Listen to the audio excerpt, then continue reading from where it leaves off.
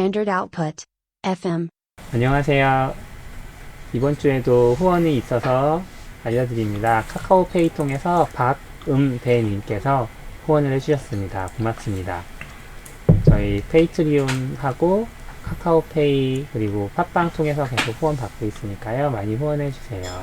감사합니다. 네, 이번 주에 오랜만에 아싸님이 등장하셨습니다. 안녕하세요, 아싸님. 안녕하세요. 반갑습니다. 네, 오랜만에 나왔네요. 네네. 네, 어떻게 지내십니까? 저야 뭐 미국 출장을 갔다 와서 2주간 격리 기간 중에 있습니다. 언제 끝나요, 2주가? 이번 주 주말이요. 주말, 네. 미국은 떠나실 때는 그렇게 심각한 상황은 아니었죠? 근데 떠난 직후에 그렇게 된 거 보면 이미 심각했는데 검사를 안 하고 있었던 것 같은데요. 그렇겠네요. 네, 네. 지금 순식간에 한 미국에서 입국했다고. 네, 순식간에 한 3위로 올라왔잖아요, 미국이. 그쵸. 네. 지금 2위, 3위인가? 미국에서 입국했다고 해서 뭔가 그 조치가 있었어요? 일단은 회사 방침 그런 건 없고요. 그냥 회사 방침이 이제 상황이 그러니까 출장 가면 2주간 이제 회사에서 의미한 건 출근하지 말라는 얘기겠죠, 사무실에. 네. 이제 그런 안내가 있었고, 근데 어젠가 그젠가 그거 재난 알림 같은 거 오는 거 보면 최근에 미국에서 들어와서 확진자들이 계속 생기는 것 같아서 거기서도 국가에서도 그렇게 안내하더라고요. 미국에서 오면 자가격리하라고.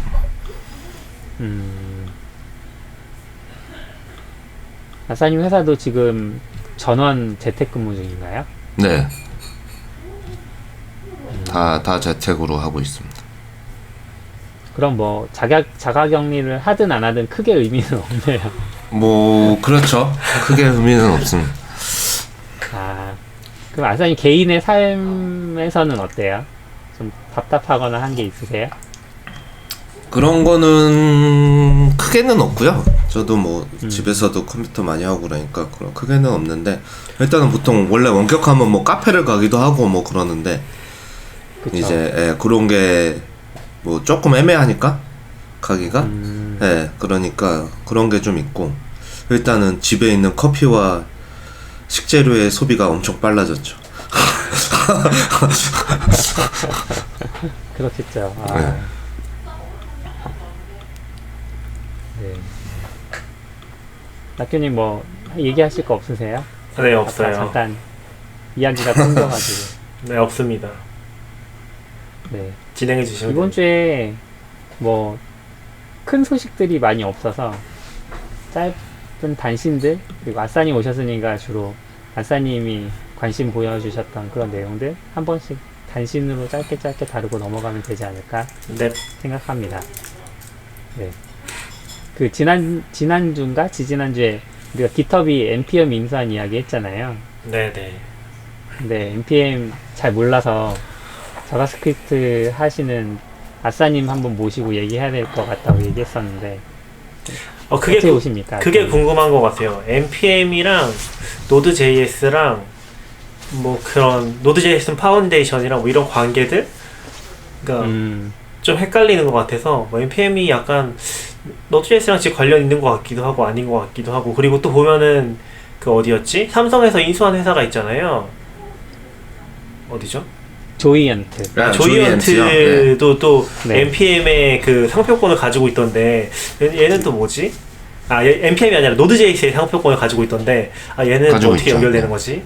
잘 모르겠어가지고 한번 그런 포인트를 짚어주시면 좋을 것 같았습니다. 네. 저도 이젠 가물가물하네요. 그게 시작할 때는 양쪽 다 그냥 뭐 지금도 오픈소스지만 그냥 개인이 시작하는 오픈소스잖아요. 그러니까 Node.js랑 npm 둘 다 말하시는 거예요? 그쵸. 근데 라이언 달이 그 2008년인가? 2011년인가? 그때 그 JSConf 2위에서 Node.js 발표하면서 쭉 뜨면서 이제 바로 그 해인가 그 다음 해인가 아이작이라는 사람이 npm을 만들었죠. 그래서 들어갔고요. 네. 찾아보니까 Node.js는 2009년에 첫 릴리즈를 했다고 하네. 발표는 네. 모르겠어요. 아마 그때 그 해에 발표했을 거예요. 예. 네네. 예, 그러면서 뜨면서 이제 그 해인가 그 다음에 아마 그 다음에였던 것 같은데 이제 아이작이라는 사람이 NPM을 만들고 그러면서 이제 같이 둘이 성장을 했죠. 그러고 뭐 이유는 모르겠지만 조이엔트가 그걸 좀 기회로 봤는지 라이언도 고용했던 것 같아요. 라이언을 오래돼서 조금 가물가물하네요. 라이언을 고용해가지고 풀타임 노드 개발을 하게 했죠. 잠깐만요. 하고 조이언트가 고용을 했다고요? 네, 조이엔트가 그러니까 네. 조이엔트가 이제 자기네 비용을 들여서 고용한 다음에 뭐 다른 업무도 했는지 모르지만 오픈 소스 노드를 하게 했고 그 다음에 아이작도 고용을 했어요. 그럼 조이언트는 원래 뭘 하던 회사인 거예요? 원래 그냥 클라우드 하던 회사였던 것 같아요. 어떻게 보면 디지털 오션 같은 느낌의 회사, 뭐 스토리지 있고 네. 뭐 그런 거 있더라고요. 네. 그래서 그렇게 고용을 하니까 사실은 커뮤니티 입장에서도 되게 어떻게 보면 고마운 회사였죠. 예. 네네. 어쨌거나 회사가 오픈 소스를 이렇게 풀로 지원을 해주니까, 예. 그렇게 몇 년이 되고 있었고요. 그러다가 이제 라이언도 물러나고, 그 다음에 원래 NPM을 만들었지만 뭐죠? 그거 자비로운 평생 독자자 있잖아요. 보통 네네네. 리더 부르는 거. 예, BFDL이 2번이 아이작이었어요. 노드 JS에서도요? 예. NPM을 만들었지만 계속 코어 개발하면서 이제 2번으로 아이작이 됐고 거기서도 이제 조이엔트가 계속 풀타임으로 지원을 하고 있었는데 아이작이 물러났죠. 물러나고 NPM을 세웠어요. NPM INC라는 회사를 나가서 따로 세우고 이제 그 당시에 뭐 세운 이유는 정확히 모르겠긴 한데 NPM이 장애가 되게 많았어요. 그러니까 트래픽을 못 받고 그래서 뭐 장애도 많고 근데 그때는 다 좀 커뮤니티 느낌으로 다 같이 막 이런 느낌이었다가 아이작이 회사를 세웠죠. 그래서 사실 뭐 그냥 이건 에피소드긴 한데 그냥 해프닝이긴 한데 그거를 하려고 그 전에 펀딩을 했었단 말이에요. 커뮤니티에서 NPM 그거 서버를 하기 위해서. 근데 그때는 펀딩 회사 이름 까먹었네. 그건 아마 고데디에 인수됐던 것 같은데 펀딩을 했는데 그 다음에 아이작이 회사를 차린 거예요. 그래서 약간은 어떻게 된 거야? 야, 우리 펀딩했는데 왜 회사가 만들었어? 막 이런 얘기가 있었고, 야, 그 돈은 어디 갔어? 막 이런 얘기도 막 있고 좀 그래서 좀 문제가 있었는데 하고 3대 BFDL이 거기 뭐지? 조이엔트에 있는 딴 사람이 됐어요. 됐는데 사실은 뭐 코어 개발하는 사람도 비슷한 의견이긴 한데 저는 누군지 몰랐어요. 왜냐면 아이작하고 라이언 다른 그저에는 다 그냥 당연히 알던 사람이었는데 노드를 하면 세 번째 사람은 누군지 몰랐거든요. 근데 그 사람이 되고 나서 이게 조이엔트의 의도인지 그 사람인지 잘 모르겠는데 1년 가까이 노드가 릴리즈가 없었죠. 이제 1년 넘게 그렇게 멈춰 있고 그 헬이었던 그 시기가 되는 건가요? 네, 그때 이제 사람들이 분노해서 IOJS라는 거를 포크 떠가지고 넘어갔다가 그러면서 뭐 조이엔트가 다른 의도가 있는 거 아니냐. 그러니까 여태까지 자기네가 어쩌거나 돈을 부었으니까 몇 년 동안 그거를 이제 좀 사유화하려는 거 아니냐. 막 이런 얘기가 계속 오가면서 파운데이션을 IO로 갔고 그러면서 커뮤니티 판도가 IO로 쑥 몰려갔거든요. 그래서 노드가 망하게 생겼으니까 이제 제안을 한 거죠. 그래서 다시 합치기로 결정을 하고 그렇게 혼란스러운 시기가 한 1년 가까이 되다가 파운데이션을 만들기로 하고 조이엔트도 거기에 아마 트레이드 마크를 기부했거나 아니면 마음껏 쓰라고 했거나 했을 거예요. 그때 그러니까 어쨌거나 100개 들었죠. 조이엔트가. 네, 그렇게 해가지고 지금의 파운데이션 형태가 됐고 NPM은 회사가 됐죠. 회사가 됐고 요즘은 그런 얘기까지는 안 나오긴 하는데 이제 그러고 나서 원래는 NPM밖에 없다가 얀이 나왔잖아요. 얀. 네네. 페북 쪽에서 얀을 만든 다음에 이제 그런 논란이 좀 있었어요. 노드.js는 오픈소스고 파운데이션인데 왜 상업 기업의 제품이 빌트인 되어 있냐? 왜냐면 노드.js 설치하면 NPM 설치되어 있거든요. 네, 이제 그거 윈도우에 i 끼워 팔듯이 왜 이게 왜 이게 껴있냐, 이거는 문제가 있다라는 이슈들 논쟁이 좀 있었죠. 근데 뭐 스레드가 길어서 다 읽어보진 않았었는데 그냥 그렇게 얘기 가다가 아직까지는 계속 npm이 껴있죠. 저는 궁금한 게 그러면은 야는 백엔드를 완전 별도로 쓰는 거예요? 아니면 그냥 같이 쓰는 거예요? 그러니까 백엔드는 같이 쓰죠. 레지스트리는 같이 쓰죠. 인터페이스만 새로 만든 거군요. 그쵸. 네. 저 기억나는 게 그 IOJS랑 한참 이제 분쟁이 있을 때 노드.js 버전이 엄청 많이 올라갔잖아요. 둘이 합칠 때까지. 그쵸. 그래서 네네. 지금 몇이죠? 지금 이제 몇인지도 헷갈려. 지금 너무 많이 올라와서. 13이 커런트고 LTS가 12이요. 엄청 올라갔죠. 한 4? 이 정도였던 것 같은데. 그쵸. 그게 뭐 딴 데도 그런데 한번 포크했다가 합치면 둘의 버전을 다 겹치지 않는 거를 만들려다 보니까 근데 그때 올라갔나? 노드는 그렇게 많이 올라가지 않았을걸? 8 네. 8 정도였나요? 네네. 0. 네, 그때 버전까지는 제가 잘 기억이 안 나네요. 근데 그 파운데이션 생긴 다음에는 확실히 훨씬 깔끔해진 것 같긴 해요. LTS 정책도 나오고. 네. 예. 그래서 이제는 버전이 딱 주기적으로 1년에 2개씩 무조건 올라가거든요. 예, 예. 그래서 아예 딱 그 뭐 언어별로 다 그런 정책이 있지만 그러니까 지금 13이 작년 10월에 나왔고요.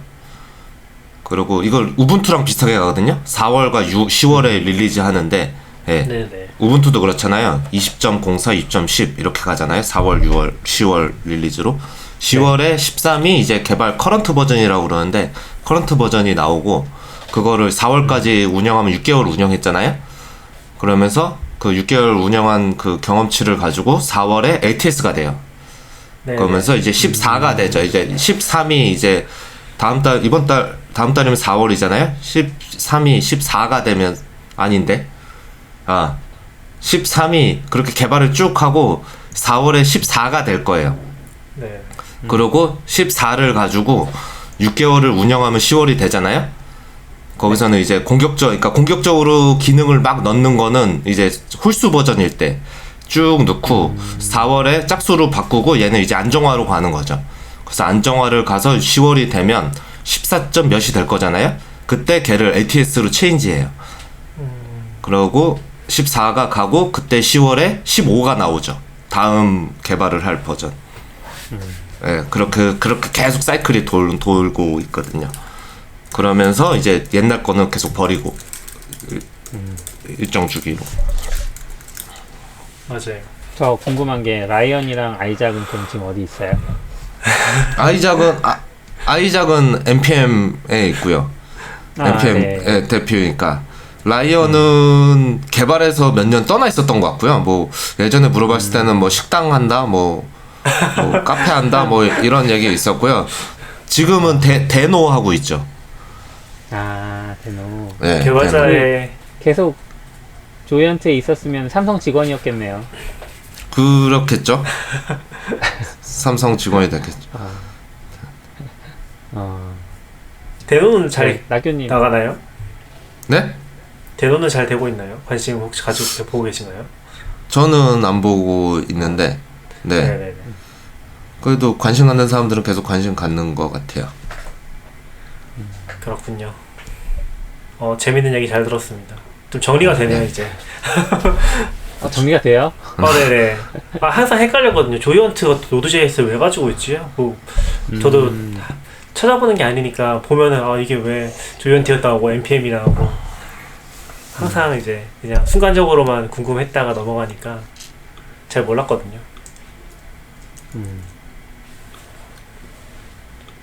네, 그래서 깃허브에 인수가 됐잖아요. 원래 얘기로 돌아와서. 그쵸. 네. 그 월에 좀 깜짝 놀랄 소식이었죠, 사실. 그냥 첫 느낌은 아이작을 만나본 적이 있으니까 돈 많이 벌었겠다 이런 생각이랑. 네. 인수가액 같은 거 공개 안 됐던 거죠, 이번에는. 네네, 그런 얘기는 저도 못 봤습니다. 네네. 얼마에 인수했는지는. 사실은 근데 좀 예. 얘기하세요. 다른 데는 어떤지 모르겠는데 저는 이제 노드를 계속 했으니까 최근에 깃허브이 계속 패키지랑 이런 걸 막 만들었잖아요. 네네네.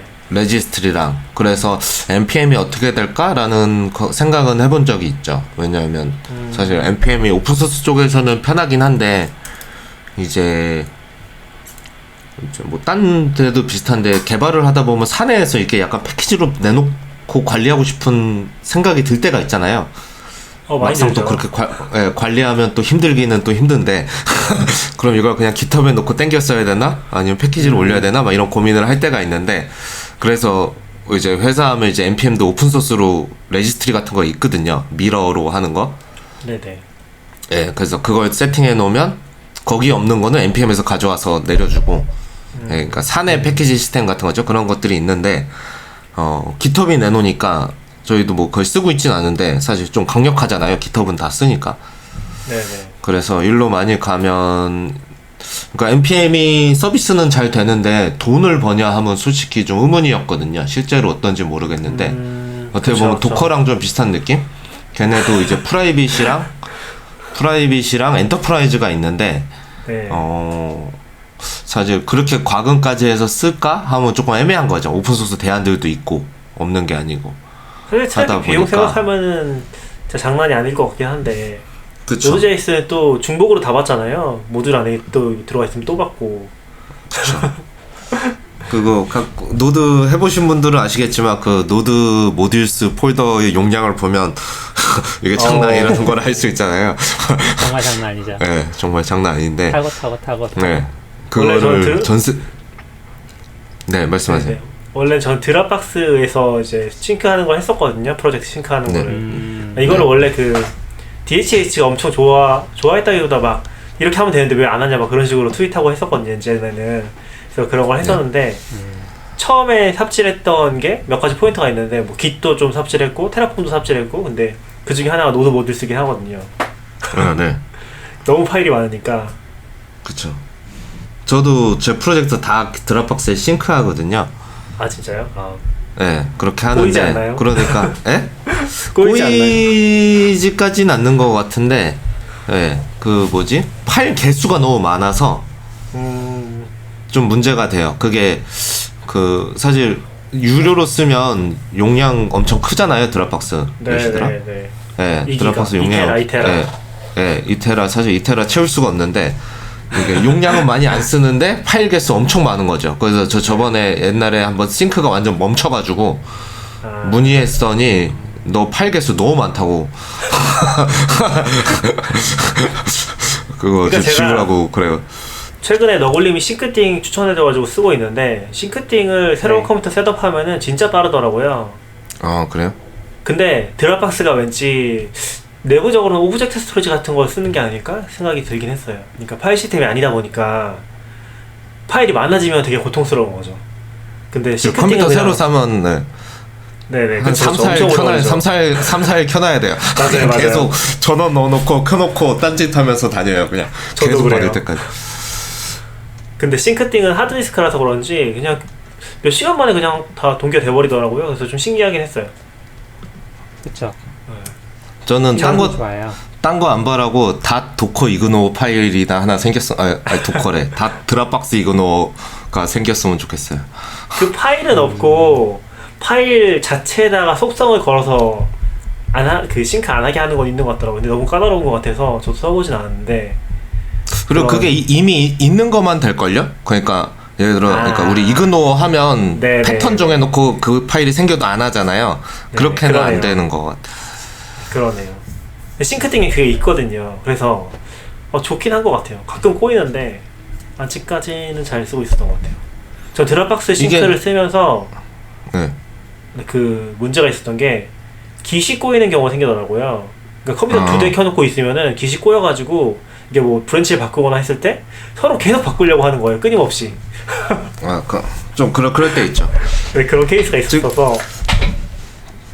지금은 동시 작업은 잘 안 하니까 괜찮긴 한데요. 저 같은 경우는.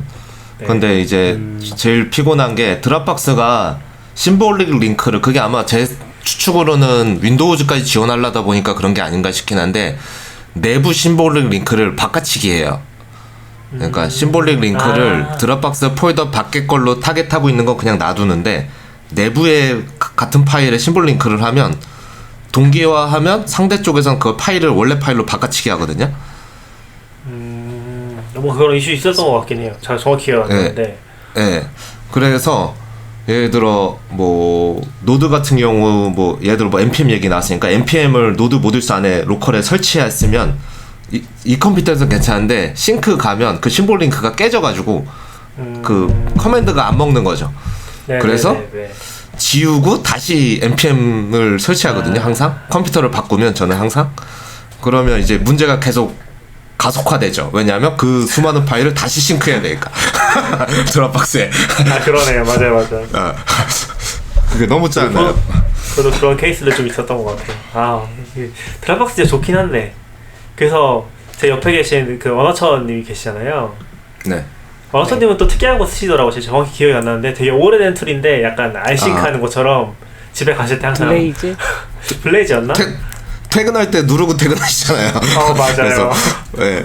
왜 안 가세요? 왜 안 가세요? 그러면 그거 싱크 기다리고 있어요. 알고 계시는군요. 네. 재밌더라고요.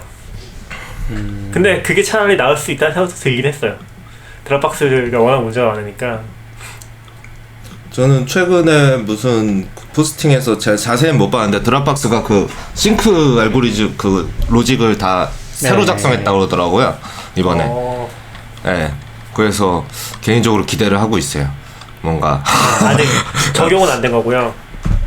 적용된 그 제목 봤을 때는 적용된 것처럼 느껴지긴 했는데 그게 원래 약간 뭔가 저희도 개발하면 새 기능 넣고 싶은데 구조적 문제로 못 넣는 것들이 많이 있잖아요. 네. 그래서 뭔가 새로 작성했으니까 앞으로 뭐가 달라지지 않나 이런 생각을 하고 있습니다. 저는 개인적으로 스마트 싱크 때문에 좀 많이 고통받고 있어서 네. 이게 대안도 없고 너무 힘든 것 같아요. 드롭박스. 그게 참 잘 나가는 점이긴 한데 저는 아직 스마트 싱크는 사고 쓰고 있진 않아요. 근데 막 앱도 바뀌고 자동으로 활성화되더라고요. 요새 새로 깔면은. 그래서 일일이 끄거나 하고 있는데 막 뭔가 기능이 달라요? 스마트 싱크는 파일을 복사 안 해놓고 파일이 있는 것처럼 작동하는 거예요. 액세스하면 그때 받아오는데 그때 가죠. 액세스한 파일이 크면은 컴퓨터가 목통이 돼버려요. 다운로드 받을 때까지. 그래서 좀 까다롭더라고요. 그 스탠다드 아웃 이제 편집할 때 녹음 파일 편집할 때 다 편집해 놓고 그 첫 번째 그러니까 처음 편집은 원본을 트랙별로 쭉 넣고 편집을 하고 편집 다 된 거는 이제 mp3로 출력을 뽑아내잖아요. 네네. 그 뽑아내는 걸 믹스다운이라고 표현을 하는데 믹스다운을 할 때 그 타겟 폴더를 우리가 공유하고 있는 드롭박스에다가 넣었던 적이 몇 번 있거든요. 네네. 근데 이제 낙교님이 겪으셨겠지만 파일이 다 안 들어간 채 동기화가 돼버려요. 맞아요. 네. 그것도 신기하더라고요. 파일을 순차적으로 작성을 하는 것 같은데 그래서 뭔가 문제가 생겨서 그 다음부터 이제 다른 폴더에다가 믹스다운 해놓고 그거를 복사해서 넣는 그런 방식을 선택을 했었는데 그런 것도 좀 불편하고 전 점점 드롭박스는 안 쓰게 되는 것 같아요. 다른 분들은 잘 모르겠는데 저는 싱크팅이 워낙 잘 작동을 해서 파일이 많지 않은 것 같기도 하고. 싱크팅 깔끔한 것 같아요. 드롭박스는 신경 안 써도 되니까 그냥 컴퓨터만 켜두면 맞아요. 지가 알아서 막 하니까 그런 일단은 편해서 계속 쓰고 있긴 해. 싱크팅의 가장 큰 문제점은 컴퓨터를 켜놔야 동기화가 되는 거니까. 그렇죠. 그런데 뭐 큰 파일을 쓰지 않으면 거의 바로바로 동기화가 되잖아요. 뭐 그렇긴 한데 뭐 회사 컴퓨터를 끄고 왔다거나 하면은 뭐 어떻게 할 수가 없잖아요. 그렇죠. 그런 거 뭐. 둘 다 켜져 있어요. 그렇죠. 저는 중간 서버가 있으니까 상관없는데. 네네. 중간 서버 뭘로 쓰세요? 중간 서버 그 시놀로지 나스. 저도 라이트 세일로 셋업해서 좀 썼었는데 그 쓰던 노드가 그 SSH가 먹통이 돼가지고 날려버렸어요. 그래서 어떻게 할지 좀 고민되긴 하는데 이번에 또 싱크 해보니까 빨리 돼서 괜찮은 것도 같고 좀 둘 다 쓰고 있긴 해요 지금 저는. 근데 좀 이제 회사에서 아이맥 쓰시지 않아요? 네네. 그러면은 그냥 계속 켜두시면 되잖아요. 근데 컴퓨터 켜놓진 않죠. 슬립 걸고 오니까. 그리고 슬립을 걸면 네. 그리고 아이맥도 계속 켜놓으면 안 돼요. 제가 아이맥을 지금 쓰고 있는 아이맥을 한 2, 3년 정도 계속 켜놓고 썼거든요. 팬이 엄청 많이 돌아요. 시간이 지남에 따라서. 그래서 좀 안 쓸 때 꺼놓는 게 좋긴 해요. 그러니까 뭐 그래? 완전 꺼놓는 건 모르겠는데 최대한 슬립 걸고 저는 그냥 그거 안 끄는 식으로 썼거든요. 그 안 끄게 할 수 있잖아요. 파워에서 모니터만 끄게 하고. 슬립도 안 가고 아예 안 몰라요. 끄고요. 네네네네. 좀 그렇게 많이 썼거든요. 근데 그랬더니 계속 상태가 안 좋아져서 그거 아마 아이맥 쓰시는 분들은 고려해 보시는 게 좋아요. 혹시 저처럼 해프게 쓰고 계시다면 개인 아이맥이긴 한데. 너무 혹사시키셨네요. 그렇죠. 저 컴퓨터를 끄진 않는데 슬립은 켜두죠. 슬립은 되게. 그래서 명시적으로 슬립하지 않으면 슬립도 안 들어가게 썼던 것 같거든요. 기억하기로는.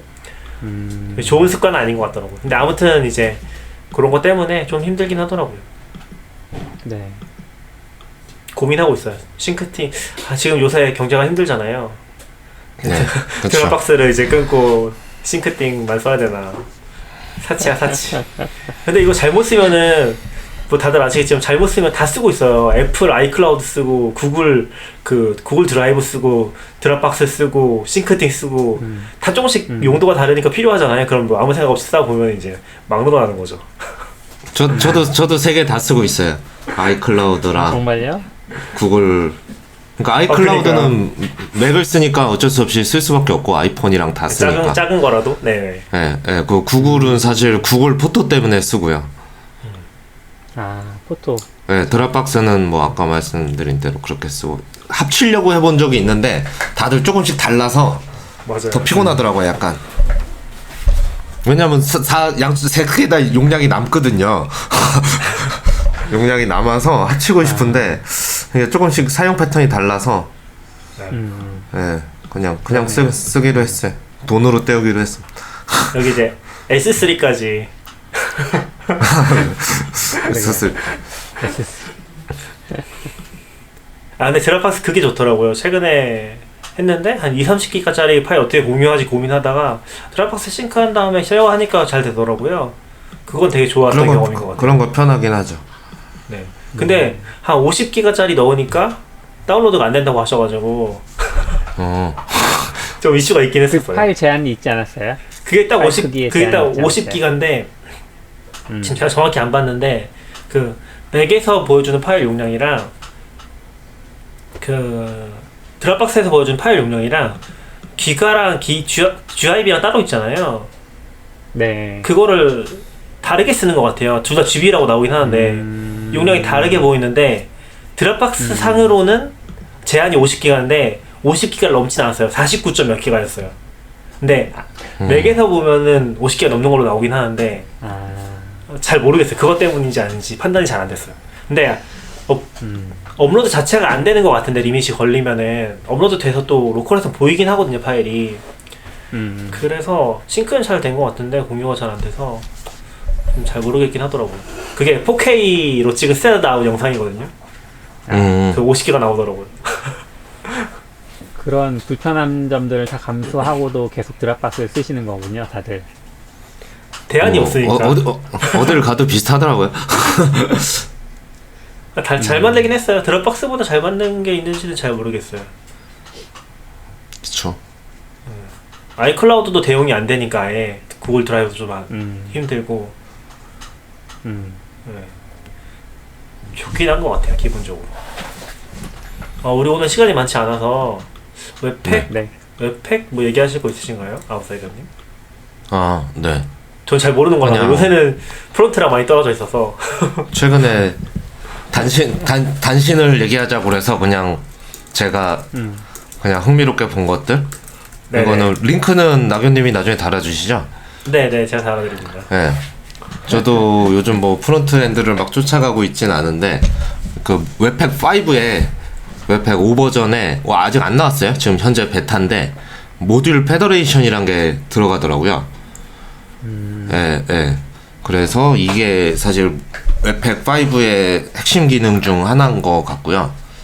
그래서 그냥 사실 그 내용만 봤을 때는 잘 이해가 안 됐거든요. 근데 그 중간에 이걸 처음에 POC 하고 그 웹팩 팀이랑 협업해가지고 이제 기능 넣고 있는 사람이 영상 찍어서 설명한 게 있는데 오히려 글보다는 영상 보면 그냥 쉽게 좀 이해가 되더라고요. 그래서 저희가 리액트로 가면 이제 다 컴포넌트화 하잖아요. 그래서 네, 아까 네. 말씀드린 것처럼 예를 들어 뭐 서치바를 A 프로젝트와 B 프로젝트에도 똑같은 서치바를 넣고 싶으면 그 서치바를 우리가 보통 많이 하는 게 뭐죠? npm 모듈화 한 다음에 그거를 패키지로 배포하고 그걸 양쪽에서 땡겨가지고 쓰는 거죠. 예. 네, 네. 그쵸. 예, 그런 식으로 하는 게 보통 일반적이잖아요. 예, 그렇게 하면 뭐 요즘 웹팩이 번들링 할 때 뭐 알아서 필요 없는 파일은 버리고 필요한 것만 가져오고 이렇게 하는데 그렇지 않고 그냥 웹팩을 세팅할 때 서치바를 이제 외부에 가져올 수 있게 하겠다라는 어떤 세팅만 하면 그 웹사이트가 떠 있잖아요. 이쪽 B 프로젝트에서 띄울 때 그냥 그 서치바를 그 프로젝트에서 땡겨와요. 바로. 그리고 이쪽에 적용을 해버려요. 그게 설명이 좀 어렵네요. 프로젝트에서 땡겨온다는 게 무슨 말이에요? 그러니까 두 개 프로젝트에서 공통으로 할 거를 공통화를 따로 작업을 한 다음에 어디 올려놓고 가져와야 되잖아요. 뭐 그게 npm일 수도 있고 뭐 s3일 수도 있고 보통 그렇게 해야 땡길 수 있는데 그냥 A 프로젝트 서치바를 막 쓰고 있었어요. 근데 B 프로젝트에서 쓰고 싶으면 이제 이쪽 배포할 때 그 웹팩 세팅에서 뭐 익스포트인가 그랬던 것 같은데 익스포즈인가 그거를 서치바를 노출하겠다라고 세팅을 하면 얘를 이제 배포하잖아요. 그럼 얘가 네네. 사이트가 어디 떠 있잖아요. 그럼 네네. 이쪽에서 저기서 땡겨오겠어라고 세팅만 하면 이쪽에는 딱 그 세팅만 하면 이쪽에는 따로 뭐 걔도 그 서치바에 쓰는 디펜던시들이 막 있을 거잖아요. 뭐 네네. 로데시를 쓸 수도 있고 뭐 메터리얼 UI를 쓸 수도 있고 안티지젠을 쓸 수도 있고 그런데 그런 거 다 필요 없이 그냥 바로 땡겨와서 여기서 그 서치바를 쓸 수 있어요. 그러니까 사이트끼리 지금 모듈을 그래서 페더레이티드 모듈 페더레이션이라고 부른 것 같아요. 아, 네, 그러면은 그러면은 빌드를 할 때 웹팩 빌드를 할 때 그 사이트가 살아 있어야 되는 거잖아요. 어떻게 보면 그런 것 같아요. 이게 구조로 보면 그런 것 같아요. 네. 아 어렵다. 좋은 건지 잘 모르겠어요. 아니 이 재밌게 사이트 서치바가 바뀌었는데 왜 바뀌었는지 다른 사이트까지 확인을 해야 되는 거잖아요. 저도 이게 그러니까 일단은 딱 봤을 때는 좀 쇼킹했거든요. 약간 이게 된다고? 라는 거랑 근데 그걸 일단 된다는 거 자체가 좀 신기했고요. 근데 그 다음에 생각해 보면은 이게 정말 좋은가? 라고 생각하면 저도 물음표가 좀 있기는 하거든요. 예. 근데 사실 뭐 공통으로 쓸다는 것 자체로 했을 때 이미 좀 상당수는 발생하는 문제라서 그러니까 우리는 안 바꿨는데 저쪽이 바뀌니까 바뀐다 이런 거라서 뭐 이런 거는 있지 않을까요? 뭐 부트스트랩이나 안트 디자인 같은 경우에 그 자기네 사이트에다가 직접 만든 컴포넌트들을 쭉 그렇게 익스포트 해놓고 이거 땡겨다 쓰면 돼 라고 할 수 있을 것 같은데 그러면은 라이브로 보이는 그 컴포넌트들이 직접 우리 사이트로 들어가는 거잖아요. 네, 그쵸. 그런 것도 그렇고 완전 그런 거는 이제 릴리즈를 다 추적하고 있진 않으니까 예, 그렇게 하면 생각해보면 뭐죠? 그 사내에서 뭐 어드민 툴이다 이런 거면 뭐 바꿀 때 좋긴 하겠죠. 공통 부분이 네. 많거나 이러면 네. 근데 여기 제목부터 쇼킹하긴 하네요. 게임 체인저인 자바스크립트 아키텍처라고 그쵸. 이제 밀고 있는 기능인 것 같은데 자바스크립트 사용 예를 좀 더 많이 보면 좋겠다. 네. 근데 자바스크립트스러운 것 같아요. 제가 느끼기에는 어떤 면에서요? 그 발상이라든지 어떤 서빙 되고 있는 데서 가져와서 다시 재사용한다든지 그런 포인트가 일반적인 어플리케이션에 가능한 포인트는 아니잖아요. 웹에서 그쵸. 이제 온라인 웹이니까 가능한 거지. 네. 그러니까 웹사이트라고 해야 되나? 아무튼 그런 포인트가 좀 재밌는 것 같긴 하네요. 요새도 일단 노드.js 프론트 개발하면 웹팩이 그 기본인 거죠. 요새 안 보고 있다 보니까. 그쵸. 그러니까 기본이라기보다 대세겠죠. 네, 대세. 그렇군요. 이거 뭔가 잠깐 다른 툴 나왔다가 잘 모르겠는데 이거 줌이 업그레이드가 된 것 같아요. 제가 호스트 가지고 있어 그런가? 네네. 그래서 일단 시간 연장은 된 것 그런가 같아요. 보네. 네네. 다행이다. 40분 될까봐 조마조마했는데. 네네. 끊기진 않을 것 같아요. 네. 좋습니다. 저는 요즘 프론트 번들러는 너무 복잡해져서 조금 어렵긴 하거든요, 사실. 그러니까 맞아요. 이게 정말 우리가 좋아지고 있는 건가? 라는 거에 대한 물음표가 있은 지가 꽤 되긴 했는데, 저도 오래된 사람이라서, 네, 있긴 따지고 한데, 보면은 결국, 다른 언어의 컴파일러 같은 거 아니에요? 그쵸. 좀 다르긴 하지만. 네. 딴 데도 그런지 모르겠는데, 그래서 그런지 이제 제로 컨피그레이션 같은 것들이 대항마처럼 하나씩 나오는 것 같긴 한데, 주류로 잡진 못하는 것 같아요. 그러니까 웹팩도 그거, 갑자기 이름 까먹었네? 웹팩도 하나 있잖아요, 웹팩 말고. 크리에이트 리액트 앱? 아니요, 그거는 어차피 하면 웹팩을 쓰고요. 그리고, 네, 저도 뭐가 있었던 걸로 기억하는데. 갑자기 이름이 생각이 안 나네요. 파셀. 네, 파셀, 처음 네. 들어요. PARCEL 파셀이 있고 얘도 자바스크립트 좀 유명한 애가 만든 거죠. 네. 근데 약간은 그러니까 걔도 나올 때조차는 이제 웹팩 이게 뭐 다른 소프트웨어도 다 그런데 그거잖아요. 이렇게 너한테 모든 옵션을 다 주마. 네가 원하는 대로 조합해서 사용하렴. 이런 소프트웨어들이 있고 우리가 다 해줄게. 넌 그냥 쓰기만 해. 이런 것들이 있잖아요. 네, 크게 보면 이제 웹팩 같은 경우에 옵션을 다 주니까 너무 어렵고 사람들도 다 이해 못하니까 이제 크리에이트 리액트 같은 거를 쓰는 거라고 저는 생각을 하고요. 그러면 이제 세팅을 우리가 좋은 세팅을 해주는 거죠. 다 알아서 하는 거고 이제 파셀 같은 경우는 그게 너무 좀 복잡도를 주니까 처음에 나올 때는 제로 컨피그레이션으로 나왔죠. 그냥 세팅해서만 써. 예, 딴 거 쓰지 마. 예, 항상 그렇게 두 개 있는 거 같아요. 이번에 2가 나왔나? 버전 2로 나오는데 근데 저도 파셀을 좀 써봤는데 이게 약간 좀 애매한 포인트가 있거든요. 그러니까 제로 컴피레이션 했는데 마음에 안 드는 부분이 있는 거죠. 아, 이 부분은 좀 어떻게 하고 싶은데? 근데 그걸 하다가 그걸 삽질을 하다 보면 에이, 이렇게 할 거면 그러면 이제 세팅이 계속 들어가는 거죠. 이제 바꾸는 뭐 이렇게 막 하다 보면 이럴 거면 그냥 웹팩을 쓸까? 웹팩 쓰면 그냥 되는 차라리 편한데? 거기서 저는 그렇게 한 2번 개인 프로젝트 쓰다가 돌아온 적이 있어요. 그러고 이제 그런 요구가 있으니까 여기도 이제 그런 기능들이 계속 들어가고 있죠. 그러면 원래 취지에서 어떻게 얼마나 달라지나 라는 그러니까 결국 웹팩과 비슷한 모양이 되는 거 아닌가 라는 생각도 좀 있고 네. 그러게요. 항상 그렇게 한 것 같아요. 예를 들어 뭐 포매팅 같은 것도 ESLint는 자기 취향에 따라 다 세팅해서 써야 되면 그게 너무 귀찮으니까 이제 프리티어 같은 거 쓰잖아요. 그냥 네네. 네. 그냥 네 취향 모르겠고 그냥 그냥 우리 이거 쓰자. 여기에 맞춰 쓰자. 그냥 하는데 저도 프리티어 지금 저희 하는 오픈소스에 쓰는데 좀 편한 것 같아요. 그냥 차라리 편하고 또 논쟁의 여지가 없어요. 예를 들어 ESLint 같은 경우는 이거는 이렇게 하는 게 더 좋은데 포매팅을 세팅을 넣으면 바꿀 수 있으니까 아니면 왜 이 세팅을 왜 넣었냐 뭐 이런 얘기를 할 수가 있는데 프리티어는 그냥 프리티어가 하려면 그냥 다 하면 되니까. 네.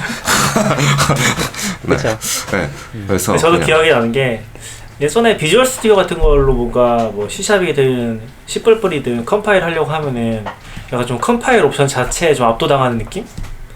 그리고 너무 뭔가 많으니까 그리고 이게 할 때마다도 헷갈리고 근데 루비나 파이썬은 사실 그런 건 전혀 없잖아요. 그런 부분 심지어 뭐 레일즈 같은 데서는 관습 자체가 라이브러리도 모든 걸 그냥 다 로딩 시켜놓고 쓰잖아요. 메모리에다가 뭔가 함수 단위로 임포트 한다거나 그런 컨셉도 없으니까 아무런 좀 고민 없이 쓰게 하기 위한 그런 것들이 되게 많았던 것 같긴 해요. 그런 좀 문화적인 차이 웹팩이 거꾸로 그런 거랑은 진짜 완전 역행하는 느낌? 이런 생각이 좀 들고 어려운 거죠 그만큼. 그래서 뭐 송삼님이나 뭐 완전 프론트엔드 개발자는 아니시긴 한데 얘기 들어보면은 설정하는데 더 시간 많이 쓴다고. 그렇죠. 맞아요. 약간 최적의 설정 같은 것들을 계속 찾고 웹팩 삽질도 되게 많이 했던 것 같고 저도 기억나는 게 이게 그냥 준 대로 쓰면 괜찮은데 한번 꼬이거나 그러면 예를 들어 뭐 저도 맨날 한 거 보면 예를 들어 JPG는 압축이 되는데 PNG는 이게 왜 안 되는 거지? 막 이렇게 저는 그냥 이미지 하나 더 넣었을 뿐인데 얘는 왜 오류를 뱉고 근데 그런 세팅 찾으려면 너무 어렵더라고요. 의존성도 또 많을 거 아니에요. 예? 의존성도 또 많을 거 아니에요. 그런 압축 같은 그쵸. 거 하려면은. 네. 그러다 보니까 크리에이트 리액트 앱 같은 게 나오고 저도 최초 의도 자체는 사실 원래 세팅에만 쓴 다음에 이젝트 해가지고 쓰라고가 원래 보통 처음에 패턴이었던 것 같은데 이제는 또 좀 달라져서 이젝트 하지마 이젝트 하는 순간 이제 완전 자기가 다 관리해야 되니까 네. 이젝트를 보통 안 하고 쓰죠. 그러게요. 네. 어려워. 약간 헬름도 비슷한 것 같은데 모르겠어. 지금은 요새 잘 안 봐서 모르겠는데 예전에 헬름 쿠버네티스 헬름도 보면은 패키지화 된 채로 쓰잖아요.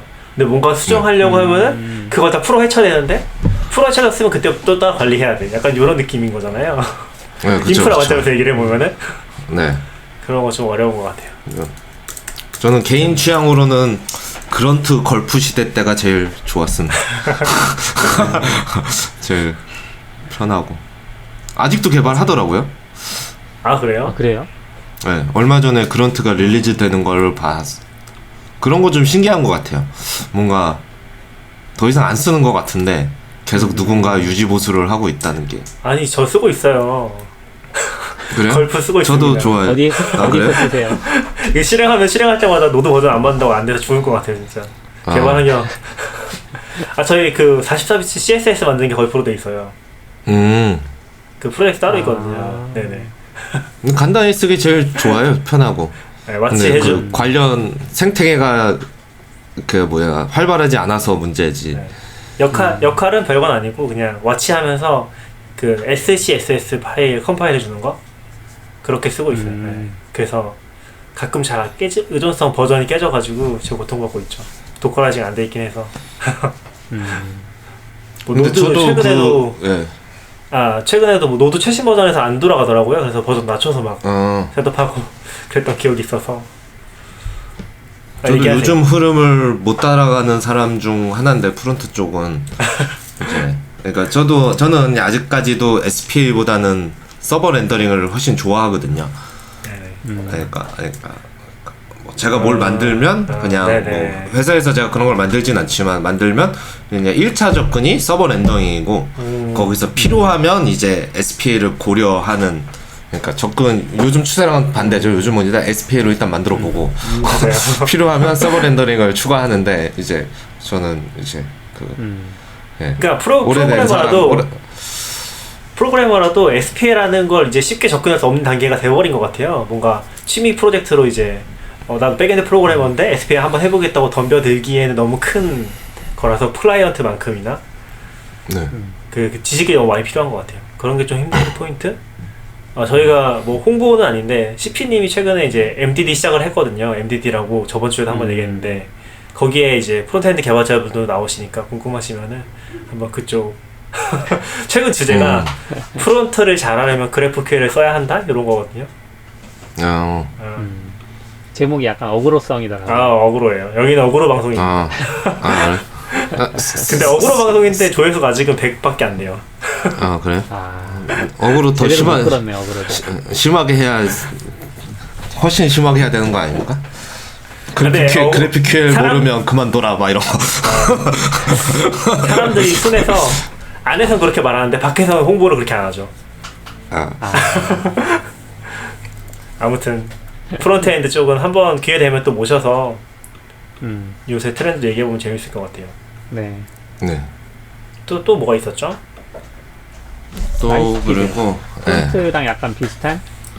프론트 뭐지? 이것도 그냥 저 되게 흥미롭게 봤는데 페이스북 그러니까 이거 글이 프로젝트 라이트 스피드 해서 페이스북이 메신저 앱 바꾼 거 얘기거든요.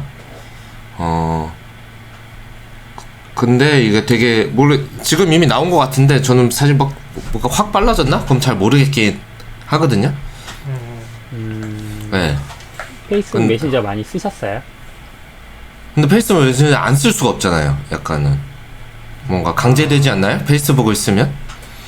그렇기는 하죠. 그래서 한때 안드로이드에서는 로딩 네. 시간이 너무 느려서.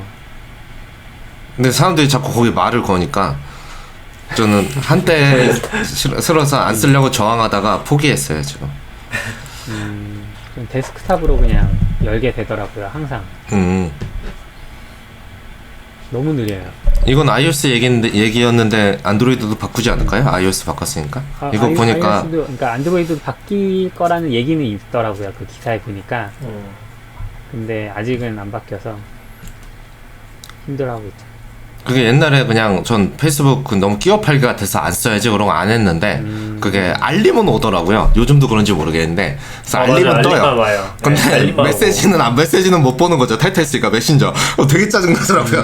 그리고 페이스북 다 아는 사람들이니까 누가 나한테 말을 나균님이 저한테 말을 걸었는데 저는 그 말이 뭔지 모르는 거죠. 그래서 맞아.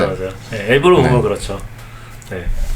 아무튼 원래로 들어오면 원래 이 글을 봤던 거는 이게 제목이 리라이팅 더 메신저 코드베이스거든요. 그래서 네이티브로 바꿨는데 이게 뭔가 그 누가지? 댄 아브라노브가 했나? 그 리덕스 만든 사람이 공유했나? 근데 거기에 이게 마치 사람들이 자꾸 오해한 거죠. 이게 뭐지? 리액트 네이티브로 만들었다가 이번에 네이티브로 싹 바꿨어. 처럼 이게 사람들이 오해를 하기 시작했어요. 뭔가 그러니까 그런 말이 아무것도 없었는데 네이티브로 제작성을 했다. 그러니까 네이티브로 작성됐던 걸 네이티브로 제작성한 거거든요. 근데 이게 아무래도 페이스북이 RN도 만들고 하다 보니까 그러니까 사람들이 약간 그렇게 생각하대요. 니네도 RN으로 했다가 뭐가 안 되니까 다시 네이티브로 바꿨네 같은. 그래서 뭐 소위 말하는 그거 있잖아요. 그 기둥 뒤에 공간 있어요라는 그 인터넷 밈 같은 것처럼 계속 메신저는 RN으로 만들어진 적이 한 번도 없어요라는 말을 댄 아브라노브가 계속 하고 있고 또 새로운 사람이 또 등장해가지고 막 그 얘기를 계속하고 그래서 이상하게 RN 논쟁으로 번졌어요 이게 트위터에서는. 근데 뭐 결과적으로는 잘못 결과적으로는 RN을 쓴 적이 없는 거잖아요. 네, 결론적으로는 어차피 RN을 쓴 적이 없다. 네, 메신저 앱이 안 쓴 거죠. 근데 진짜 막 그 기둥 뒤에 공간 있어요처럼 들렸어요. 계속. 재밌네. 그래서 이걸 보면 사실 코드 베이스가 거의 한 80% 정도 줄어들었고, 와. 예, 뭐 그 스타트 타임도 4분의 1인가로 줄어들었다고 그랬거든요. 그래서 개선이 사실 되게 많이 된 거죠. 안드로이드는 지금 스타트 타임이 한 20초 되거든요. 아, 네. 너굴림 폰이 느린 거 5초 아니에요? 정도로 줄어들겠네요. 아니에요. 저 겔 9. 아유, 너굴림 폰이 느리네. 에이, 아이폰 SE만 하겠어요. SE 3년밖에 안 됐어요. 그래요? SE 되게 오래된 것 같은데. 아니에요. SE는 되게 늦게 나왔어요. SE는 겔 9이면 3년 나온 나온 게 거 중요한 아니에요? 게 아니죠. CPU가 중요하죠. SE는 다 잘 돼요. 진짜 다 잘 돼요. 바꿀 니즈를 못 느껴요. 저 기승전 SE 찬양. 안드로이드랑 비교하면 안 됩니다. 네, 다음 이야기 해주세요. CMUI. 아니 근데 라이트 스피드 얘기 좀 더 하면 이거 글 읽어보시면 재밌더라고요. 저 모바일 개발자도 아닌데 얘네가 11년에 만들어서 지금 거의 10년 가까이 운영한 거잖아요. 그리고 기능도 계속 추가되니까 막 이제 어떻게 보면 코드베이스 개판이었던 것 같아요. 그냥 일단 거기서도 느껴지잖아요. 뭔가 코드를 80% 가까이 줄일 수 있었다는 거는 뭔가 엄청나게 잘했다기보다 기존에 엄청 엉망이었구나 약간 이런 느낌이 들잖아요. 네, 그래가지고 뭐 몇 가지 원칙, 저는 저런 걸 보면 저게 사실 작은 팀이 아닌데 저런 원칙을 세워가지고 이렇게 아니면 다 만든 다음에 원칙을 정한 건지 아니면 처음부터 원칙을 하여서 했는지 하는데 네 가지 원칙 나오거든요. 그러니까 OS 기능에 있는 건 OS 기능을 그냥 쓴다. 그러니까 사이즈 줄이겠다는 거죠. 그러니까 OS에서 iOS나 주는 것들이 있잖아요. 기본적으로. 그건 다 쓰고 UI도 재사용하고 뭐 SQLite 하고 서버랑도 같이 한 것 같아요. 이게 좀 신기하게 프로젝트가 엄청 대형 프로젝트인 것 같더라고요. 그러니까 그냥 모바일 팀이 모바일만 개선한 게 아니라 그 개선하기 위해서 SQLite 서버에 싱크하려고 서버에도 브로커 같은 거를 만들거든요. 그런 걸 보면 서버 팀하고도 협업해가지고 이제 전체 아키텍처를 바꾼 거죠. 그러니까 메신저 코드 iOS만 바꾼 게 아니라 그런 느낌이라서 조금은 신기했고, 그래서 보면 100명 이상 투입됐다고 그러거든요. 이거 바꾸는데. 그래서 와. 개발자 되게 많구나라는 생각을 하면서. 그러게요. 와, 대단하다. 네. 대단하네요. 그리고 메신저 앱 하나에 100명이 투입된다고? 약간 이런 좀 신기했어요. 그것도 개편 프로젝트니까 운영팀은 또 따로 있지 않았을까라는 생각도 하면서. 그렇겠죠. 네. 좀 부럽기도 하고 그랬어. 빨리 라이트 세일에 안드로이드 버전 글이 나오길 기대해 봅니다. 라이트 스피드요? 아, 라이트 스피드. 죄송합니다. 라이트 스피드. 네. 그리고 CLUI 얘기해 주세요. 되게 재밌어 보이더라고요. 네, CLUI는 그냥 이거 저도 그냥 제목에 낚여서 봤었는데, 이거 뭐 레플릿? 저도 이거 쓰진 않거든요. 쓰진 않는데 그냥 그 노드 쪽에서 홍보해서 그런가? 이름은 알고 있었어요. 네, 그래서 이게 그냥 어떻게 보면 클라우드 개발 환경 같은 느낌이죠. 뭐 이런 비즈니스가 잘 될지는 모르겠는데, 뭐 사실 이런 스타트업은 계속 생기긴 생기더라고요. 근데 이제 거기서 온라인 아이디 그런 네. 컨셉. 네, 그쵸. 네, 그런 컨셉이에요. 네. 그러다 보니까 이제 거기서 자기네 고민한 거를 좀 정리한 거고요. 그래서 여기서 말한 거 보면 이제 이름을 CLUI라고 했는데, 그러니까 GUI랑 CLI랑 섞은 거죠. 네. 그래서 CLUI가, 네? 그래서 그냥 글을 읽어보면 이제 GUI는 러닝 커브는 되게 낮은데 이제 공간이 제한이 있다 보니까 기본적으로 이제 새 기능을 넣을 수 있으니까 처음에는 딱 직관적으로 만들 수 있는데 계속 기능이 들어가고, 그러니까 그러다 보니까 이제 사람들이 뭔 어디에 해요? 그러면 이제 사람들이 뭐 영상이나 글에 써주잖아요. 뭐 메뉴에 뭐 들어가고 뭐 들어가면 그게 있습니다. 왜냐면 화면에 다 담을 수가 없으니까. 네. 네. 그래서 확장성이 부족하고 뭐 그런 문제를 계속 얘기를 하고, 예.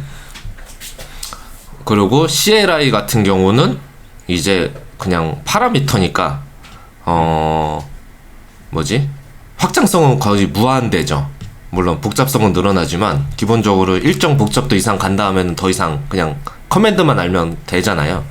근데 이제 러닝 커브가 높아서 이제 사람들이 어려워하고 뭐 이제 그런 얘기를 쭉 쓰고요, 장단점을.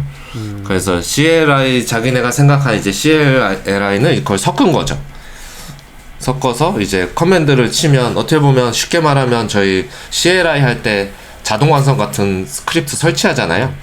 예, 뭐 사실 그것만 돼도 편하긴 한데, 예, 여기서는 아무래도 좀 자기네 그 온라인에서 쓴다는 걸 고려해서 좀 생각한 것 같고요, 얘는. 네. 그래서 일단 마우스로 선택할 수 있어야 되고, 그래서 저희 뭐 도커 하면 이제 옵션, 그 다음에 예를 들어 뭐 쿠버네티스 하면 뒤에 쓸 수 있는 명령어들 쭉 나오잖아요. 쿠베CTL 쓰면 이제 그런 것들이 이제 드랍다운으로 쭉 나오고, 그래서 여기서 이제 마우스로 클릭할 수 있는 걸 되게 중요시 생각하더라고요. 저희 보통 CLI 하면 저번에 CP님 방송인가 거기도 그런 거 있지 않나요? 마우스를 안 쓰는 뭐. 아, 그게 MDD예요. 네네, MDD에. 아, 네. 개발자는 마우스를 쓰지 않습니다. 피트, 네. 김, 고인물 이런. 아, 네. 저도 그런 거 봤는데 여기서는 이제 그러니까 마우스를 쓸 수 있어야 이제 CLI 익숙하지 않는 사람도 쓸 수 있다고 생각하는 것 같고요. 네. 그래서 드랍다운해서 이렇게, 네. 그 보면서 화면이랑 이런 거 보면서 MDIR이 떠올랐거든요. 어, 부스 시절에. 네. 네. 그 MDIR도 사실 그 명령어, 그러니까 내가 지금 이 맥락에서 사용할 수 있는 명령어만 없다 뿐이지, 명령어도 사실 자주 쓰는 명령어도 밑에 단축키로 있었고, 그다음에 디렉터리 이동이 주요 컨셉이었고, 그다음에 실행하면 결과도 보여주고, 마우스 시절에는 마우스 클릭도 됐잖아요. 그쵸. 그래서 굉장히 MDIR스럽다. 약간 그런 거 음모론 하나 제기해 보세요. 한국에는 실리콘밸리에 고대 문명이 있었다. 페이스북이 싸이월드가 있었고 CLUI는 MDR이 있었고. 아니 농담이고요. 네네. 근데 저는 굉장히 좋은 것 같아요. 이런 접근 자체가 저는 최근에 많이 생각하는 것 중에 하나가, 여보세요? 최근에 굉장히 좋다고 생각하는 접근 중에 하나가 네. CLI에서 증분 방식을 굉장히 많이 썼거든요. 그러니까 여보세요? 이맥스 같은 데서 보통 검색하는, 그러니까 명령어를 검색하는 방식 같은 거를 거의 기본으로 써요. 그래서 사람들이 오해하는 것 중에 하나가 이맥스를 쓰면은 굉장히 단축키를 많이 외우고 있을 거라고 생각을 하는데, 제가 알고 있는 단축키가 한 20개, 30개가 안 돼요. 네. 그러니까 뭐 수백 개씩 알고 있어서 편집을 할 것 같지만 실제로 그렇지 않고, 대부분은 이제 메타 X라고 하는, 메타가 이제 지금 맥으로 보면 그 알트를 대신 쓰는데, 알트 X 키를 네. 쓰면은 그 사용할 수 있는 명령어를 검색할 수가 있거든요. 이것도 이제 헬름이라는 또 이맥스의 프로젝트가 있어서 그걸 같이 쓰는데, 네. 그걸 가지고서 이제 명령어들을 검색해서 사용하는 방식을 굉장히 많이 써요. 근데 서브라임이나 VS 코드에서 커맨드 P 쓰는 거랑 비슷한. 똑같아요. 사실은 그런 컨셉이 네. 이쪽에서 넘어간 거라고 저는 보고 있긴 해요. 근데 이제 네. 맥OS에서 보면은 그 도움말 창 쪽에 명령어를 검색하는 기능이 있거든요. 있어요. 네, 제가 그거를 굉장히 좋아하는데, 같은 이유에서 이게 이제 약간 그런 종류의, 어떤 종류의 이제 매력적인 인터페이스를 다른 종류로 이식하는 그런 결과라고 생각을 해서, 요새 IDE는 이게 다 들어가잖아요. 옛날에 네. IDN 이런 게 없었거든요. 명령어를 검색해서 쓴다는 컨셉이 없었는데, 그쵸. 최근에 뭐 VS 코드라든지 뭐 제프라인이라든지 이런 애들은 다 커맨드 팔레트라고 하거나 뭐 런처 같은 느낌으로 이제 명령어를 검색하는 게 들어가는데, 이게 약간 그런 인터페이스의 그 뭐라고 해야지, 인터페이스의 좋은 점만 합치게 되는 부분이라고 생각을 했었고, 그리고 두 번째는 이제 저는 GUI가 결국에 CLI에서 할 수 있는 모든 걸 다 할 수 있다고 생각하거든요.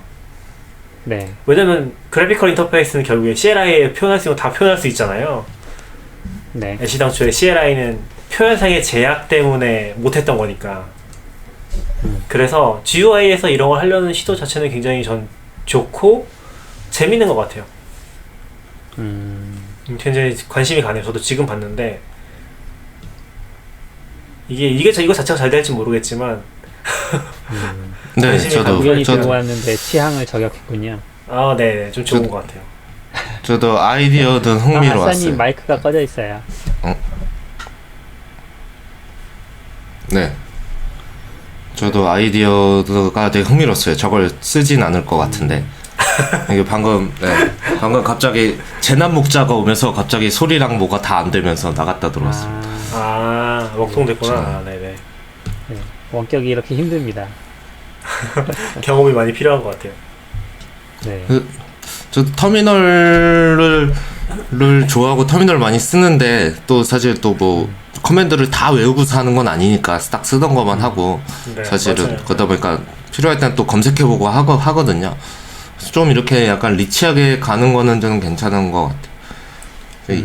이걸 보고 옛날에 관심이 있었던 게 텀킷이라는 프로젝트가 있었거든요. 진짜 옛날에. 톰킷이요? 텀킷이요. 터미널 할 때 터미널 할 때 텀킷이라는 깃허브 프로젝트가 있었는데, 이거를 그냥 뭐 완성되진 않았어요. 그냥 그때 그냥 노드.js랑 웹킷 가지고 이제 웹 형식의 터미널. 지금은 네네네. 어떻게 보면 그 JT에서 만드는 하이퍼 같은 게 어떻게 보면 접근은 비슷하다고 할 수도 있을 것 같은데요. 예. 이걸 보면 이게 그때는 좀 저한테 쇼킹했거든요. 이렇게 예를 들어 이미지 치면 터미널에 이미지 나오고 막 막 그렇거든요. 저는 이게 진짜 중요한 포인트라고 생각하는 것 중에 하나가, 저는 마크다운을 진짜 좋아하는데 마크다운 에디터들이 좀 별로 안 좋다고 느끼는 게 이미지 표현을 못해요. GUI라도 대부분이. 그러니까 되게 제한적으로만 하거나 파일 구조상의 문제 때문에 항상 문제가 생기는데 저는 이걸 잘했다고 느끼는 게 베어긴 하거든요. 베어는 이미지를 그 안에 임포팅 시키면서 그 플레인 텍스트의 장점을 다 가져가니까 이게 약간 톰캣이랑 좀 비슷한 느낌이 있는 것 같은데 결과적으로 보면은 그래서 베어를 그렇네요. 굉장히 좋아하긴 해요 저는. 그래서 저는 약간 CLI 쪽이 결국에 한계가 있어서 좀 힘들다. 저 비주얼 스튜디오에도 이미지 나오면 좋겠거든요. 그 파일에. 근데 약간 CLI의 느낌을 따라가잖아요. 제한을 두는 거에 대해서. 그래서 뭐 여러 가지 생각을 가지고 있어요. 근데 아무튼 재밌는 것 같아요. 이거 텀킷도 재밌고 베어도 재밌고 뭐 CLUI도 재밌고. 근데 아까 보면서 제가 이름 잘못 지었다고 했잖아요. 원래 제일 중요한 게 C랑 G니까 CGI라고 지어야 되는 거 아니에요? CGI 좀 너무 고인물 방송. 혼동의 여지가 있지 않나요? 죄송합니다. 그죠. 고인물 방송이라뇨.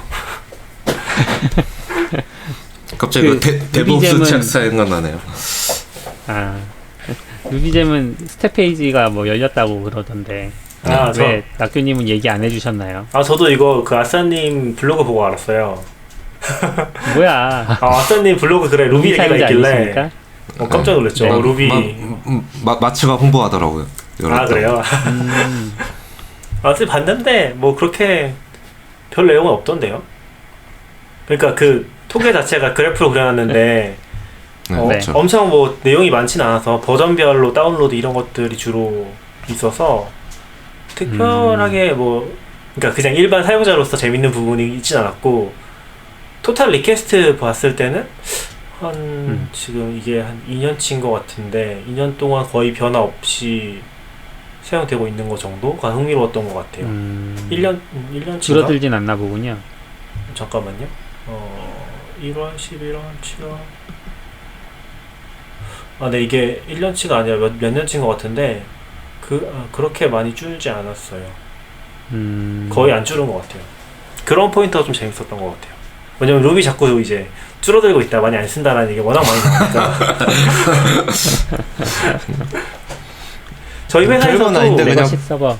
궁금하긴 하잖아요. 뭐 어떻게 쓰지? 막 이런 거. 딴 사람들은 어쩌지? 네네, 맞아요. 그 보니까 최근에 제가 그 홈브류라는 거 정리하면서 글을 썼는데 그거 정리하면서 보니까 apt-get이나 홈브류도 다 설치 통계가 있더라고요. 그래서 제가 확인해 보니까 그러니까 사용자가 직접 설치한 패키지로 보면은 노드가 1등이고 홈브류에서 파이썬이 2등, 뭐 기시 3등, 야니 4등, wget이 5등, 고가 6등, 이미지 매직이 7등 뭐 이렇게 쭉 볼 수 있더라고요. 이미지 매직.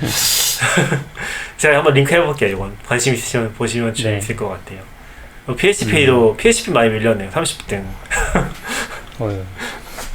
그런 것도 재밌다. 사실 스텝 페이지는 이게 여태 없었다고? 라는 거랑 2013년부터 작업했대는데 이게 7년이나 걸렸다고 약간 그러게. 근데 저도 루비 모르는데 번들러와 루비잼의 관계는 뭐 어떻게 돼요? 루비잼은 그냥 진짜 패키지 하나씩 설치를 하는 거고요. 네. 번들러는 그 프로젝트에서 그 프로젝트에 사용하는 잼들의 버전 있잖아요. 요게 이제 그 의존성이 또 의존성 물고 들어가니까 요것들 충돌 안 나게 맞춰주는 역할을 해주는 거라고 보시면 될 것 같아요. 그래서 패키지.json. 네, 그래서 루비잼으로 직접 설치한 거랑 번들러를 통해서 설치한 패키지 수를 아마 비교한 그런 통계인 것 같더라고요. 제가 이해한 바로 그렇게 이해했어요. 그러면 번들러를 안 쓰고도 그냥 루비잼만 써도 가능한 거죠? 네, 그쵸. 네. 루비잼만 파일도 써도 가능하죠. 패키지 락 같은 게 잼 락인가 뭐 그런 게 있지 않나요? 루비에선? 잼 파일 락이 있죠. 예, 그쵸. 그래서 CP님 맨날 얘기하는 게 노드랑 파이썬은 어떻게 락 파일도 없이 의존성 관리했냐고. 락 파일 있는데요? 옛날에 있어요. 옛날에 없었잖아요. 그거 옛날에 중간에 생겼잖아요. 네. 그래서 그런 얘기 했었죠. 근데 방식이 좀 다르긴 하니까. 그러니까 파이썬도 그런 것 때문에 그 버추얼 엔바이러먼트 많이 썼잖아요. 그런 식으로 해결했고 노드는 이제 그 모듈 안에 또 그냥 모듈 집어넣어 버리는 식으로 해결했었으니까 기본적으로. 그래서 약간 니즈가 좀 달랐던 것 같아요. 그러니까 요거 모듈 방식도 보면은 좀 재밌는 포인트들이 있는데 저도 뭐 깊게 알진 않아서. 그게 각자- 익숙해지면 네, 네. 말씀하세요. 아니야. 각자 리서치해서 얘기해봐도 재밌을 것 같다고. 자기 언어에 대해서. 네. 이게 특히 패키지 같은 게 이제 익숙해지면 구조를 이해하고 있고 또 이렇게 뭔가 외우고 있진 않지만 어떤 하는 패턴이 생기잖아요. 충돌을 안 발생하는. 그러면 네네. 사실 익숙해지면 나면 어느 순간부터는 충돌이 안 발생하거든요. 근데 처음 가면 사실 언어에서 패키지가 좀 어려운 것 같긴 해요. 저는 옛날에도 하면 루비 요즘은 많이 못 본 것 같아요. 옛날에는 좀 괜찮아 보이는 그런 서비스나 오픈소스가 그러면 루비가 많았거든요. 지금도 많아요. 야, 그래요? 근데 뭐 하나 설치하려고 하면 항상 그 의존성 문제로 고생했거든요. 번들러. 예, 뭐 하면 번들러 버전이 안 맞다. 번들러 맞추면 뭐 잼스가 그거- 이제 버전이 다르다. 맞아요. 이거 맞아요. 하면 뭐 맞아요. 루비 버전이 나주다. 그래서 여기 이 프로젝트 맞추면 또 저 프로젝트 깨지고 막 항상 고생했거든요. 근데 그때도 저 아시는 뭐 루비 좋아하시는 개발자 있으면 그냥 그 사람은 충돌이 왜 발생하죠? 막 이런 느낌이었거든요. 충돌이 저는 발생할 게 있나요? 막 그 정도까지는 아닌데 충돌은 많이 발생했던 것 같고 번들러 버전이랑 충돌도 되게 많았던 것 같아요. 그래서 좀 나는 되는데 옆에 사람 만들 때 설명해 주는 것도 힘든 부분이 좀 많긴 했었죠. 그런 거는 스크립트 언어라서 좀 많이 발생했던 것 같긴 해요. 근데 루비도 그것도 보면은 네. 얘기하세요. 네. 저는 이제 노드에서 좀 반대로 그걸 느끼거든요. 가끔 이제 트위터 볼 때 노드 패키지 왜 이래? 그러면 충돌이 발생할 게 뭐가 있지? 이런 머릿속에 생각 같은 게 물론 충돌은 발생하는데 뭐 딱히 잘 모르겠는데 이런 생각. 그쵸. 익숙해지는 사람한테 그런 게 있긴 하죠. 좀 더 쉽게 해결을 할 수 있으니까. 그쵸.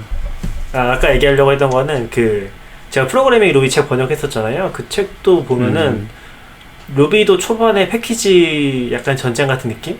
루비 재미 원래 공식이 아니었던 걸로 알고 있어요. 1.7, 1.8 때 그때는 이제 어떻게 배포할 것인가 하는 부분이 굉장히 큰 주제였고 5개, 6가지 방법이 이제 막 나눠져 있는 거죠. 그러다가 지금 네. 루비 제모로 통합이 됐고 여기는 이제 커뮤니티로 그냥 운영이 되고 있는 상태라서 좀 정리가 된 느낌이고 지금은 잼이랑 번들러가 다 루비 코어에 들어가 있어요. 그쪽에서 다 관리를 하는 걸로 알고 있어요. 그래서 루비 쪽은 이제 그런 부분에 대한 뭔가 이견이나 그런 거 없는 것 같이 잘 통일돼 버린 것 같아요. 좋은 건지 나쁜 건지 모르겠지만. 근데 왜 낙규님 배경화면은 고랭이에요? 이거 제가 저희 제 아이맥 회사에 갖다 놨었잖아요. 네. 그거 가지고 왔거든요 집에. 그쪽에 아이맥을 새로 놔가지고. 근데 거기에 CP가 줌에다가 이거 해놨더라고요. 그래서 그냥 들어가 있길래 이걸로 쓰고 있어요. 요즘 곧 쓰시나 했어요. 저희 회사도 지금 보면은 많이 갈라진 것 같아요. 그러니까 메인 서비스는 루비인데 원래 루비 회사라고 많이 얘기했잖아요 당근마켓에. 근데 메인 서비스는 루비인데 이제 플랫폼 개발팀은 거의 다 고로 만들고 있고요. 또 비즈니스 쪽에서는 또 타입스크립트 쓰고 이제 좀씩 갈리고 있는 것 같아요. 선호하는 언어들이 그렇게 해서 이제 개발 진행이 되고 있어요. 그래서 고랭을 굉장히 많이 쓰고 고랭 개발자도 열심히 모집하고 있습니다. 저는 잘 모르지만 아직. 깨알 홍보. 저는 HC의 개발자. ODK도 홍보 한번 해주세요. ODK요? ODK도 네. 저희 장고 개발자, 백엔드 개발자를 뽑고 있습니다. 여기 같이 눈앞에. 네. 많이 지원해 주세요. 프론트는 이제 안 뽑으시나 봐요. SR이랑. 네. 일단은 지금은 좀 상황을 보기로 했어요. 네, 인덴트 코퍼레이션은 백엔드, 프론트 다 뽑고 있습니다. 지금 인프라, 네. 지금 요즘 전체적으로 경기가 안 좋으니까 조금 그 채용 같은 것도 좀 문제가 되는 것 같더라고요. 우리나라는 좀 덜한 것 같은데 미국 같은 경우는 지금 해고 같은 것도 엄청 많은 것 같고요. 맞아요. 그죠. 네. 그냥 딱 안 좋아지면 그냥 확 잘라면 되니까. 네. 서비스 운영할 때도 뭔가 이슈가 느껴지시나요? 당근마켓 같은 경우는 중고 거래가 확 줄지 않았을까 싶은데. 아니요, 전혀 줄지 않는 것 같아요. 아, 그래요? 네네. 직거래를 비대- 많이 안 하려고 할 것 같은데. 비대면 거래 같은 거. 비대면 거래를 하는 케이스도 있는 것 같긴 한데 뭐 잘 모르겠지. 저희가 지표상으로는 그렇게 준다고 보고 있지 않아서 네, 저희도 의아하게 생각하고 있는 포인트 중에 하나긴 해요. 그러니까 이게 안 좋게 영향을 주는 부분이랑 좋게 영향을 주는 부분이 있을 수 네. 있다고 보는데, 예를 들면 뭐 쿠팡이나 앱들이 엄청 잘 된다고 하잖아요. 네. 지금 뭐 넷플릭스도 유럽에서 트래픽 터져가지고 계속 문제라고 하고, 그렇게 보면은 앱들한테는 또 트래픽 면적에서는 좋은 영향을 주는데 이제 직접 만나는 데서는 또 마이너스인 거잖아요. 그게 이제 어떻게 상쇄되는 정도의 차이인 것 같아요. 그래서 아직까지 마이너스까지는 아닌 걸로 알고 있어요. 정확히 모르겠지만. 네. 저희는 온라인 쇼핑몰이랑 이제 연계해서 사업이 진행되니까 리뷰들을 온라인 쇼핑몰을 통해서 보여주고, 근데 온라인 쇼핑몰들이 지금 전반적으로 다 주문이 많이 생기고 있는 상황이잖아요. 그쵸. 네네. 그러다 보니까 저희 이제 트래픽은 조금씩 더 늘어가고 있어요. 저희를 통해서 리뷰를 생산했을 때 그 리뷰가 사용자에게 노출되는 횟수나 이런 것들이 점점 늘어가고 있어서 좀 관심은 되게 많이 받겠다. 뭐 재미는 있어 보이고. 비즈니스. 온디맨드 코리아도 트래픽 터지는 거 아니에요? 저희는 안 터지더라고요. 기대했는데. 그냥 유지. 뭐 그런 것 같아요. 뭐 수치를 막 정확히 알고 있지 못한데. 온디밴드 코리아에서 제공하는 영화나 드라마 뭐 이런 버라이어티보다는 사람들이 뉴스 쪽으로 더 관심을 가지는 걸까요? 아, 그런 건 아닌 것 같아요. 그거는 잘 모르겠어요. 넷플릭스가 터진다는 걸 봐서는, 넷플릭스는 지금 유럽에서 너무 그러네. 트래픽이 많아서 그 화질 제한 같은 걸로 하고 뭐 그런 걸로 알고 있거든요. 인터넷 영향을 줄 수 있으니까. 그쵸. 와, 그러면은 유럽 인터넷이 터져도 넷플릭스 안 터진다는 건가? 그거 말고 유튜브랑 넷플릭스인가? 걔네 보니까 네. 뭐지? 트래픽을 화질을 낮췄더라고요. 맞아요. 네. 기본 화질 같은 거? 그거 왜냐하면 그러니까 막 대륙에서 트래픽이 다 증가하니까 그런 문제? 그러니까 인터넷 마비 사태 같은 걸 뭐 그래서는 그렇게 써 있었던 것 같아요. 비용 아끼려는 건지 모르겠지만 어쨌거나 그런 문제를 막기 위해서 화질 줄이고 뭐 그런 작업을 하더라고요. 근데 저는 뭐 당근마켓 얘기는 아니긴 한데, 약간 이번에 이런 일을 겪으면서 비대면 거래 자체가 좀 부담이 덜 돼서 좋은 것 같긴 해요. 그러니까 뭐 음식 시키더라도 문 앞에 놓고 가라고 한다던가 그런 것들이 요새는 다 기본으로 해주시니까 그런 거는 좀 편한 것 같아요. 저는 약간 미래 사회를 미리 살아보는 느낌도 좀 들어요. 그러니까 이게 유토피아, 그러니까 디스토피아일지 유토피아일지는 잘 모르겠지만 네네. 어쨌든 사람들이 거의 왕래를 하지 않고 집에서만 머물면서 뭔가 경제 활동이 지속은 되고, 그러니까 지금은 경제가 좀 주저앉기는 했지만 실제로는 이제 이런 사회가 될 거라고 가정을 했을 때는 우리가 약간 미리 살아본 거니까 대비를 또 해야 되지 않을까? 이런 사회에. 또 지나면 금방 잊혀지겠죠. 빨리 끝나면 좋겠지만. 지금은 좀 상상이 안 돼요. 약간은 저도 그냥 쉽게 보고 있었는데 이게 그러니까 메르스나 이럴 때처럼 끝난다는 게 있을라나? 라는 약간 생각을 하기 시작했어요. 그러니까 이게 계속 가면 이게 뭐 한 9월 뭐 12월까지 가면 계속 이렇게 그냥 임시처럼 재택을 할 수는 없잖아요. 그렇죠. 네. 예. 그리고 뭐 애들도 학교 가야 되고. 그렇죠. 지금도 얘기되는 게 여기저기서 이제 재택 끝나는 데도 많고 그러잖아요. 근데 막상 보면은 신천지 제외하고 보면은 오히려 뭐 1, 2주 사이에 뭐 서울이나 경기도에서 계속 발생하고 있어서, 그러니까 숫자로는 되게 적어 보이지만 발생하는 건들을 보면 동선이 되게 다채롭거나 그런 것들 때문에 더 걱정된다고 하시는 분들도 있더라고요. CP도 그런 얘기 했었고. 네. 그렇게 보면은 그쵸. 또 진짜 계속 재택도 계속 연장되지 않을까 싶기도 하고. 그러네요. 미국은 진짜 심할 것 같고. 미국은 대도시는 지금 캘리포니아 같은 데는 락다운 건 것 같던데요. 아, 나오지 마라. 길 다니면 경찰이 왜 나왔는지 물어보는 것 같아요. 아, 진짜. 그래서 피치 못할 이유가 있어야, 그러니까 사유가 있어야만 돌아다니고 막 그러는 것 같더라고. 약간 저도 완전히 똑같은 것 같지만 락다운이 막 설명 들었을 때 느낌은 약간 거의 계엄 비슷한 느낌이던 것 같던데. 프랑스도 그 허가증인가 무슨 종이를 받아야 집 밖으로 나갈 수 있다고 하더라고요. 그런 거 보면 좀 뒤늦게 심각하게 대응하는 중. 뭐 여러 가지 얘기들이 있더라고요. 이탈리아도 이미 많이 퍼져 있는 상태에서 그냥 지금 검사를 하니까 계속 나오는 거라고. 그러니까 한국처럼 한국이나 중국처럼 그런 식으로 대응을 못했기 때문에 이미 근데 이탈리아는 장난 아닌 것 같아요. 이탈리아 사실 보면 미국도 그렇죠. 근데 이탈리아는 유럽에 속해 있으니까 되게 이후에 안 좋은 케이스로 남을 것 같다는 생각이 들더라고요. 그러니까 의료 체계도 의사가 많이 다른 나라로 빠져나간다는 그런 식으로 돼 있나 봐요. 그러니까 조건이 별로 안 좋으니까 그런 것 때문에 더 안 되고, 지금 이탈리아가 심각한 것 중에 하나가 의료진 감염이 되게 심하다고. 그런 게 이제 열악한 환경 같은 거를 좀 보여주는 거 아니냐 이런 얘기도 있고. 네. 뭐 아무튼 잘 모르니까 제 전문 분야는 아니라서 조심스럽긴 하지만. 저도 2월 말에 미국 갈 때도 마치 주변 분위기는 요즘 한국 위험하니까 그때 막 신천지 그 전주에 터지고 막 그랬거든요. 네네. 미국 가서 오래 있다 와요 막 그러고, 미국 갔을 때도 여기 더 오래 있다 가세요, 지금 한국 안 좋은데 그랬거든요. 근데 한 2주 3주 사이에 상황이 싹 바뀌어서 여기가 더 위험한 것 같은데 나 빨리 한국 돌아가야. 그래서 자국민, 그러니까 우리나라에 있는 게 훨씬 좋을 것 같고, 거기서 걸려버리면 오히려 피곤하잖아요. 거기서 만약에 진짜 열이라도 나면 비행기도 안 태워줄 텐데.